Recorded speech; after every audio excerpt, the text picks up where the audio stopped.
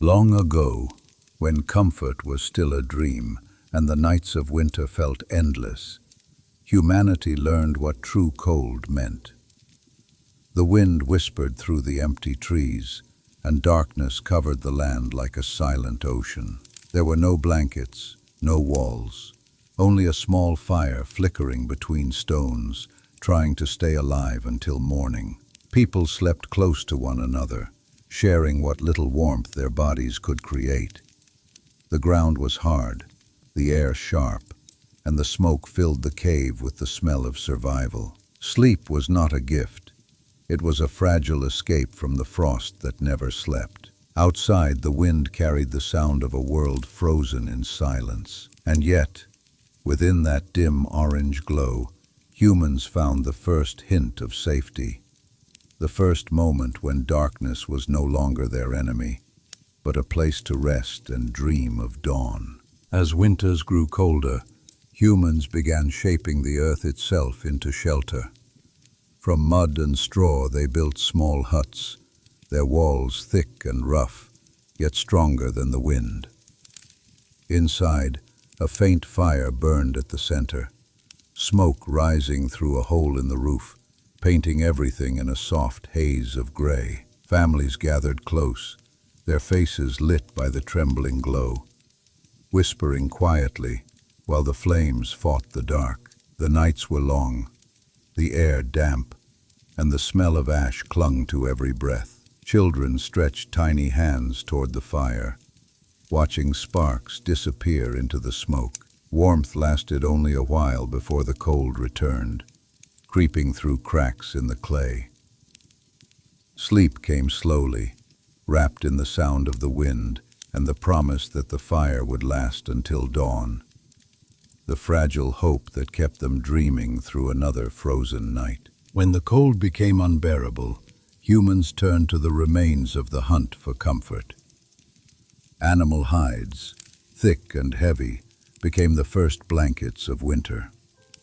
Beneath them, dried grass was spread to soften the stone floor and keep the body from the frozen ground. The smell of smoke and fur filled the air, a reminder that survival was a daily craft. At night, they wrapped themselves tightly, listening to the soft crackle of the fire, the hiss of the wind outside, and the faint breathing of others nearby.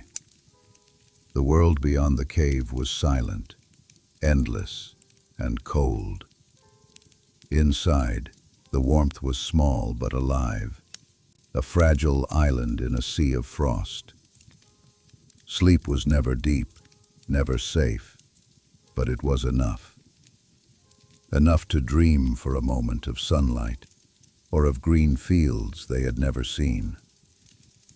In that thin layer of warmth, humankind learned the art of enduring the night. There was a time when the world outside was nothing but ice and silence. In that endless winter, early humans sought safety in the hollow mouths of mountains. The caves were dark, damp, and heavy with the smell of smoke. Their walls echoed every whisper, every breath, and every spark that leapt from the weak fire at the center of the stone floor. The fire was not only light, it was life. Its small, trembling flame kept the wild at bay. Without it, the cold would creep in like a living thing. Men and women lay close together, their bodies pressed near the embers, their eyes half open as they listened to the night. The sound of the wind outside was like a voice, deep and endless, calling through cracks in the stone. Sleep came in short moments, fragile and restless. One ear always awake, waiting for the howl of a beast, the fall of snow, or the dying hiss of the fire. Sometimes the flame would fade, and someone would rise quietly, feed it with dry branches, and watch the smoke rise to the roof, tracing dark lines on the cave's ceiling. There were no dreams in those nights, only the slow breathing of survivors and the hope that the morning would return. When the first light finally touched the entrance, pale and blue. It felt like a miracle. The people stirred from their uneven sleep, stretching stiff limbs and warming their hands over the fading embers. The world outside was still frozen, but the fire had survived. That meant they had too. In those long nights, humanity learned what it truly meant to guard warmth. Not with weapons, but with patience, closeness, and the quiet rhythm of breath beside firelight. Far to the north, there were places where winter never truly ended. The sun would vanish for months, leaving the land beneath a curtain of blue darkness. Days and nights blended together until time itself felt frozen. In that eternal cold, people built small wooden huts buried half in snow. The smoke from their chimneys rose like thin grey threads into the silent air. Inside, the world was orange and dim, the only color that warmth could make. Families gathered close to the hearth, wrapped in furs, their breath visible in the light. The fire flickered softly, and the walls groaned as the wind clawed at them from outside. They spoke little, saving their voices as they saved their fuel. Sometimes the cold was so deep that even the flames seemed to shiver. Sleep was not rest but refuge. Wrapped together, they let the sound of the fire lull them, a soft rhythm between the howls of the wind. Beyond their walls, snow buried everything. The sky was endless, and the stars looked like cracks in the ceiling of a frozen world. Inside, the smallest ember mattered. A single coal could mean survival. A single flame could mean hope. When at last the first faint light of the returning sun appeared on the horizon, they looked at it in silence. It was weak, pale, almost uncertain, but it was light. And in that fragile glow, after months of darkness, humanity learned again how to believe in morning. In lands where the horizon was made of ice and the air itself seemed carved from glass, people learned to sleep upon the snow. They were wanderers of the frozen plains, following the herds, carrying their homes with them. At night, when the world turned silent and the winds screamed through the valleys, they would stop and dig shallow hollows into the drifts. There they spread animal hides and lay close together, letting their breath build small clouds of warmth between them. There was no true fire to comfort them. The wind devoured every spark. So they found heat in one another. The rhythm of breathing became the rhythm of life. Each exhale was a small gift of survival. Above them, the stars hung like shards of frozen light, sharp and distant. The snow reflected the moon, turning the night silver. The sound of the wind was a lullaby and a warning. Sometimes the ice cracked beneath them, echoing deep into the ground. Still, they slept, because the body, even in fear, must rest. When morning came, the world was the same. Endless white, endless silence. They rose slowly, their furs stiff with frost, and packed away the traces of their camp. The snow kept no memory of them. Only the faint warmth where they had lain remained for a moment before fading. It was as if they had never been there at all. And yet, for that one night, they had conquered the cold. Not with strength, but with stillness. With the simple will to sleep when even the earth refused to be kind. When night falls in the desert, the heat fades like a forgotten dream, and the cold arrives without mercy. The sand that burned the feet by day turns icy under the pale moon. For those who wandered these lands, the old nomads and travelers, sleep was an act of patience, not comfort. They made their camps between dunes, where the wind was weaker and the silence stretched like an ocean. The fire was always small, hidden behind a mound of sand, its light soft and careful. Too much flame meant attention, and in the desert, attention could bring danger. Around that faint glow, men wrapped in dark wool cloaks shared stories spoken in low, rhythmic tones that blended with the wind. The stars above watched in their millions, bright and cold, painting the night in silver dust. When the stories ended, silence returned.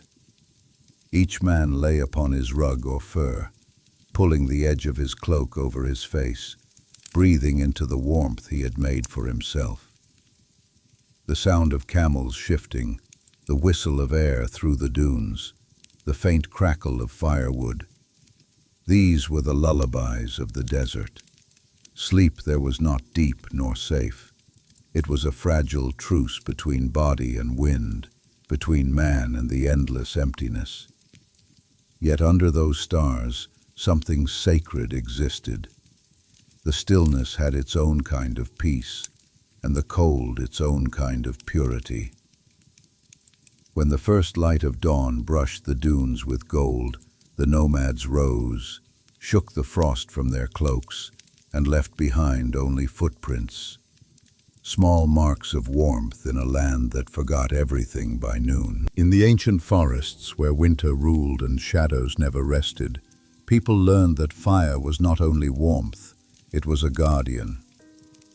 The night beyond their camps was alive with whispers, the cracking of branches, the cry of owls, and the distant howls of wolves moving through the snow. Inside the ring of light, the world felt smaller, safer, though the cold pressed close from every side. Each evening the fire was built with care, stones circling its base like soldiers. Someone always stayed awake to feed it. It was the unspoken rule of survival. Let the fire sleep, and you might never wake again. The glow painted faces in gold and smoke, the air thick with the smell of burning pine and wet fur. When the flames grew low, the watcher would rise, half dreaming, and add another branch. A quiet ritual that kept both fear and frost away. The wolves never came too close. Their eyes glimmered in the dark, curious, patient, unwilling to challenge the circle of light. Still, the people listened. Every sound in the night could mean danger.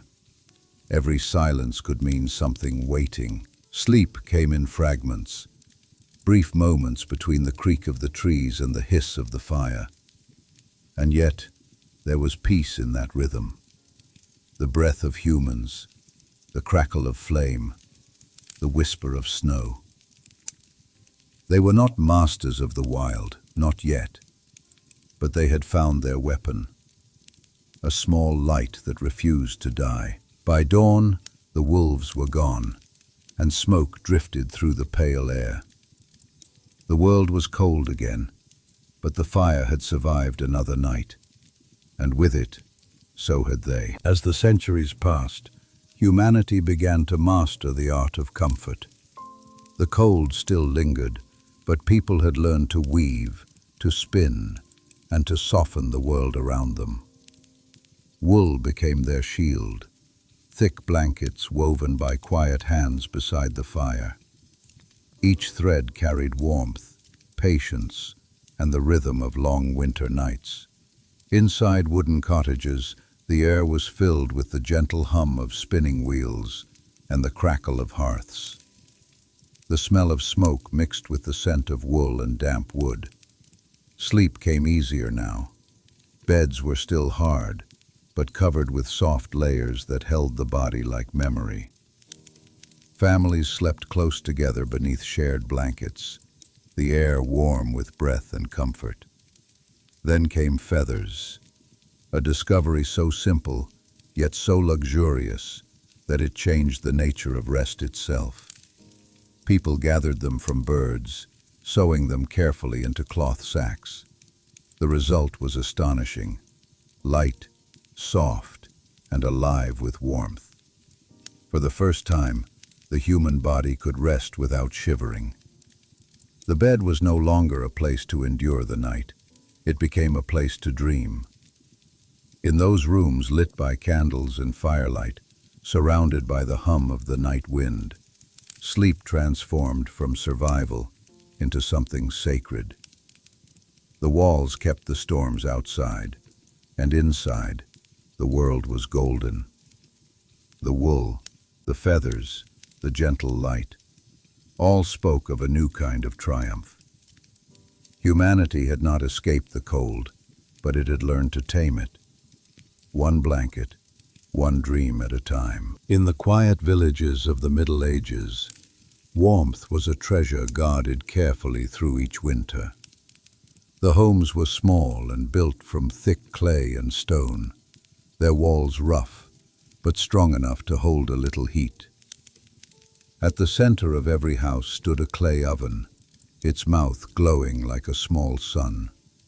It was where the family cooked, where they gathered, and where they dreamed of spring. The nights were long, filled with the soft hiss of burning logs and the gentle breathing of those who slept beside the fire. Beds were simple frames of wood and straw, the air scented with smoke and ash. People would lay close, listening to the faint whistle of wind through the gaps in the walls. Sometimes the fire burned too low, and someone would rise quietly to feed it, careful not to wake the others. The oven glowed faintly, keeping watch like a silent guardian. Outside, frost covered the fields, and the sky was heavy with clouds. Inside, shadows danced across the clay walls, and the orange light turned even the coldest corners warm for a moment. Sleep came slowly but peacefully, carried by the rhythm of the crackling fire. In those houses of mud and smoke, comfort was handmade. The clay ovens were not just for bread, they were the beating hearts of winter life. Around them, children learned the meaning of safety, and parents learned patience in the dark. As the embers dimmed toward dawn, the first pale light crept through the cracks, and the people woke to another cold day. Alive, because the fire had stayed with them through the night. In the age of kings and stone walls, the castles that seemed mighty by day became cold prisons by night. Their great halls echoed with the sound of the wind slipping through cracks in the stone. Torches flickered weakly against the grey walls, and even the fire in the grand hearth could not warm the air for long. The cold seeped into everything, the floors, the beds, the bones. Nobles slept in tall beds surrounded by heavy curtains, trying to trap what little warmth they could. The sheets were layered with wool and fur, and yet their breath still turned to mist in the air. Servants curled beside the fireplaces, wrapped in coarse blankets, closer to the flames but far from comfort.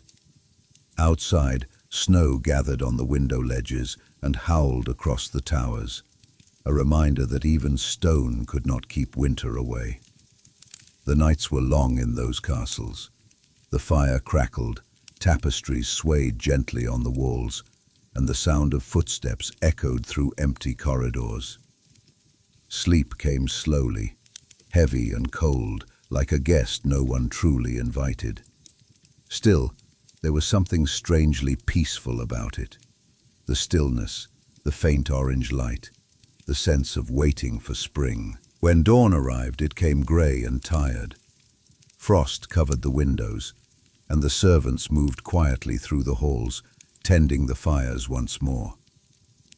In that world of stone and silence, warmth was a brief victory, earned every night, lost every morning, yet always pursued again. Far from land, where the waves never slept and the wind carried the taste of salt and ice, sailors learned to rest between storms.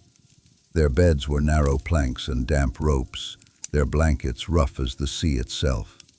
The ship creaked with every swell, the boards groaning under the endless weight of water. Above them, Lanterns swayed and dripped wax onto the floor, tiny stars in a world of motion and noise. At night, when the storm calmed for a moment, the crew lay down in silence, their clothes still wet from the cold rain. They wrapped themselves in heavy coats smeared with oil to keep the water out. The smell of tar, salt, and smoke filled the air, the scent of men who lived too long without land. The sea hummed beneath them, deep and ancient, rocking their bodies into uneasy dreams. Sometimes thunder rolled across the horizon, or a wave struck the hull so hard that sleep vanished like a startled bird. The cold bit through the wood, numbing fingers and thoughts alike. There was no fire to warm them. Fire and ships were enemies, so warmth came only from breath, from bodies sleeping shoulder to shoulder in the darkness. When dawn broke, pale and wet, they rose with stiff limbs, faces gray with exhaustion. The ocean stretched endlessly, silver and cold. Yet they smiled faintly, because they had survived another night.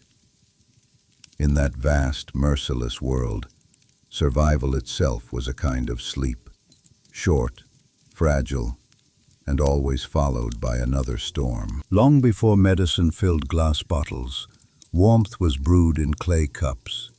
In the quiet rooms of the old world, people learned that sleep could be summoned, not by comfort alone, but by scent, by ritual, by patience. Herbs hung from wooden beams, their dry leaves whispering softly when touched by the air. The fire beneath the pot burned low and steady, turning water into gentle steam. They believed that the earth gave what the body needed: sage for calm, chamomile for rest, mint for breath. In the glow of the firelight, the mixture would darken, then release its fragrance, warm, soft, and almost sweet. The room filled with a slow mist that carried peace into the skin and lungs. Near the hearth, someone would pour the drink carefully, watching the rising curls of steam as if watching time itself. There were oils, too, heated beside the coals until they shimmered. Hands rubbed them into the skin, letting the warmth spread like light through the veins. The sound of crackling fire mixed with quiet sighs, the language of bodies learning to rest. Outside, frost covered the windows, but inside, the world turned golden. Sleep came gently then, not as escape, but as surrender. The night grew softer, the fire hummed like a living thing, and even the air seemed to breathe slower. These ancient rituals were not cures, they were acts of care. And in those acts, people found something deeper than medicine. They found the old secret of rest, a peace that smelled of earth and smoke and warmth. In the deepest winters, when the fields lay silent beneath the snow, night was no longer something to fear. It was a shelter, a quiet space between the labors of survival. When the final log was placed on the fire and the doors were barred against the cold, people felt the stillness settle around them like a blanket. The wind might roar beyond the walls, but inside, time moved slower, softer. They gathered in dim rooms where the orange light trembled on the walls. The air was thick with smoke and warmth, and every sound, the crack of wood, the shifting of someone's weight, seemed part of a rhythm older than words. They spoke in low voices, sometimes not at all, letting the silence breathe between them. In that quiet, even the smallest flame seemed sacred. When they lay down to sleep, it was not to escape the night, but to become part of it. The body grew still, the fire hummed, and the mind drifted between dream and memory. Some dreamed of spring, others of the sun. Most dreamed of nothing at all. The world outside could freeze and howl. It no longer mattered. For those who survived by patience and by firelight, the night became a kind of friend. It held them, forgave them, reminded them that rest was also strength. And in those hours of stillness, when the world was reduced to breath, to glow and to darkness, humanity learned that even in the coldest silence, warmth could live within the heart. The story of warmth did not end in the caves or the castles. It followed humanity as it built villages, cities, and dreams. The flames that once danced on stone floors became lanterns, then lamps, and finally the soft electric glow that hums quietly in our modern rooms. Yet even now, every light we make is an echo of that first fire, the one that burned in the dark to keep us alive. In the homes of the early centuries, clay ovens gave way to brick hearths, and the smell of smoke became the scent of home. People began to trust the night again. Curtains replaced furs, quilts replaced hides, and glass kept the wind where it belonged, outside. But the ritual remained. Each evening we still chase the cold away, close the door, and seek that same fragile peace our ancestors once made beside their fires. Now the flame comes with a switch, clean and silent, yet something of the old magic lingers. We still sit beside its glow, staring into its quiet rhythm, feeling the same calm that soothed the hunters, the nomads, the sailors. The walls are warmer, the beds softer, the air kind. But in every room touched by light, the memory of the cold remains, a reminder of what we once endured, and what we still remember when winter knocks again. In that remembrance there is gratitude, for the warmth we have, for the long journey that built it, and for the fire that never truly died. It only changed shape, from flickering flame to steady light, guiding humanity from the frozen silence of the past into the gentle hush of the modern night.